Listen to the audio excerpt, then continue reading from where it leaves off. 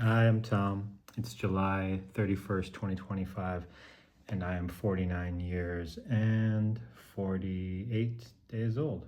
I just got back from playing Dungeons and Dragons, and on the tram ride home, I noticed there was an Asian guy at the back of the tram wearing a cowboy hat. Not something you see every day, a little bit more common during Pride. Next thing I know, he had walked up through the tram and was kind of standing around me. Seemed maybe a little drunk, but not in an aggressive way. And then I just saw his hand kind of waving in my periphery.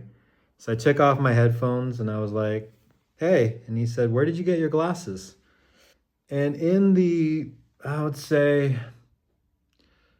15 minutes between that and when we got off, he told me he hadn't been to a gym since the beginning of the trip, that we used to walk a lot more because we were nomadic and we shot bows and arrows, that he's been to 19 countries this trip, which has now lasted 4 months, that his mom is Japanese. After asking about my glasses, he asked me if I was half Asian.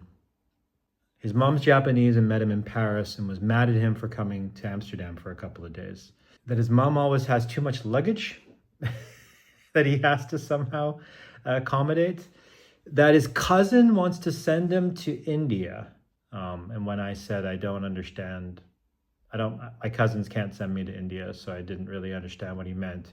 And his explanation was some people are just really rich, which I guess is an explanation. It's an explanation of some kind. And by the time we got to the station where I was going to get a train back to Harlem, it really felt like someone had hired a service. I don't know if you've ever seen The Game. In The Game, Sean Penn, it's a David Fincher movie, and Sean Penn plays Michael Douglas's brother. It's a really old movie, so I guess spoiler warning. He pays for this service to kind of like mess with Michael Douglas, who's a really wealthy guy, and he messes with Michael Douglas, making him part of this conspiracy. And eventually, at the end of the movie, he basically decides that he needs to kill himself. And then there's a big air mattress, and now he discovers the real meaning of life. It's a pretty weird movie now that I think about it. It's a really good movie though. It's very interesting. I remember watching that movie and thinking, it'd be cool if there was like a good version of this, like not a crappy version where you're trying to get someone to the point where they want to kill themselves as a life lesson, but one in which you just push interactions into people's lives with like interesting moments. I guess Improv Everywhere, if you've ever seen that group, is sort of based around that principle. And I really enjoy that. Although I wish they never revealed. I guess that's not a business though. But I wish they never revealed that they were behind it. If you've not seen Improv Everywhere, go check them out on YouTube.